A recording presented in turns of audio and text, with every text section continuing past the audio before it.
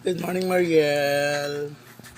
Kumusta ka na? Kahapon ka patulog ng tulog. Yan ang hirap sa iyo pag pag pinaliguan ka. Tulog ka ng tulog. Ha?